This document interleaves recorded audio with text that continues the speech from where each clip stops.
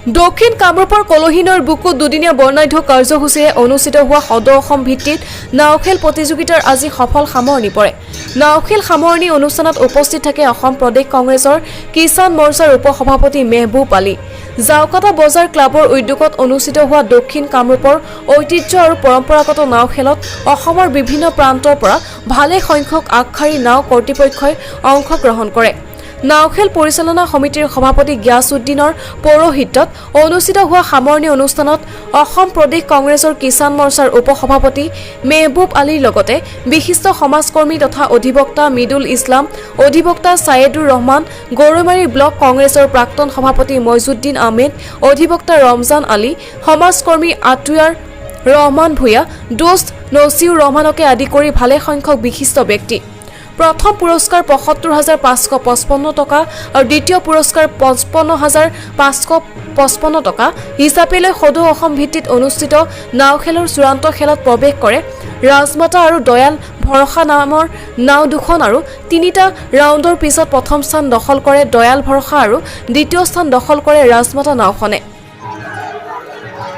ইতিমধ্যে হৈ যোৱা খেলত দয়াল ভৰসা আৰু ৰাজমাতা যিটো মূল যুদ্ধত নাওখেল হৈ গ'ল, তাৰ মাজত দয়াল ভৰসা নাওখনে জয়লাভ কৰিছে। গতিকে দয়াল ভৰসা প্ৰথম স্থান লাভ কৰিছে আৰু ৰাজমাতাই দ্বিতীয় স্থান লাভ কৰিছে।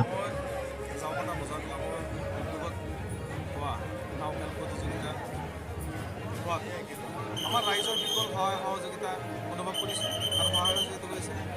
ইয়াৰ মাজত আমাৰ প্ৰিণ্ট মিডিয়া, ইলেক্ট্ৰনিক মিডিয়াও আমাক বহুত সহযোগিতা কৰিছে। প্ৰশাসনৰ বিষয়ববীয়াসকলেও আমাক বহুত সহায় সহযোগিতা কৰিছে।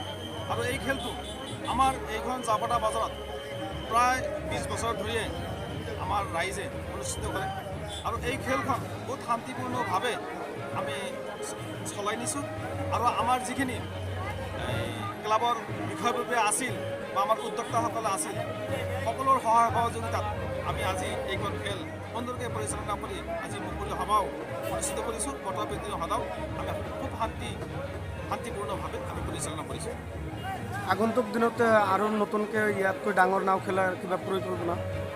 আগন্তুক দিনত আমি ইয়াতকৈ আৰু ভালকৈ বহুত নাৱৰ ব্যৱস্থা লৈ, বহুত নাৱৰ সহযোগিতা লৈ আমি পৰৱৰ্তী সময়ত আপোনালোকৰ সহায় সহযোগিতা কামনা কৰি যাতে আমাৰ এইখন জাওকাটা গাঁৱত আৰু ইয়াতকৈ বহুত ডাঙৰ নাও খেল হয়, সেইকাৰণে সকলোৰ ওপৰত লোৱা বিচাৰিছোঁ।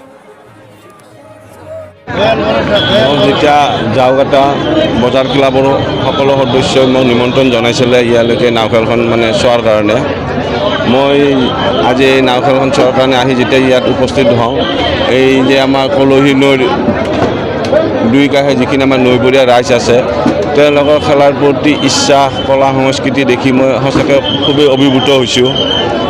আৰু জাওকাটা ক্লাবৰ সদস্যসকলৰ অশেষ কষ্টত এই নাওখেলখন খুব সুচাৰুৰূপে পৰিচালনা কৰিলে, গতিকে তেওঁলোককো মই ধন্যবাদ জনাইছোঁ।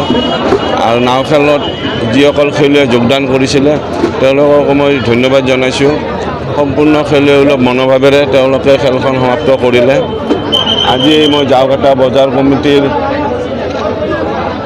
মঞ্চত উপস্থিত হৈ মই এই অঞ্চলসমূহ ৰাইজকে এটাই অনুৰোধ কৰোঁ, অকল নাও খেলা বুলিয়েই নহয়, এই অঞ্চলৰ বহুতো প্ৰতিবাদৰ খেলুৱৈ আছে, তেওঁলোকক আমি উলিয়াই অনাৰ ব্যৱস্থা কৰিব লাগিব। তেওঁলোকক উচিত প্লেটফৰ্ম দিয়াৰ ব্যৱস্থা কৰিব লাগিব। হয়তো দিব পাৰিলে আমাৰ অসমৰ এই পিছপৰা অঞ্চলৰ পৰাই এদিন নহয় এদিন আমাৰ ভাৰতৰ প্ৰতিনিধিত্ব কৰিব পৰা, অসমৰ প্ৰতিনিধিত্ব কৰিব পৰা খেলুৱৈ জন্ম হ'ব বুলি মই অনুভৱ কৰোঁ। চমৰীয়াৰ পৰা ৰেজাউল হাছানৰ ৰিপৰ্ট, নিউজ 24 এনি।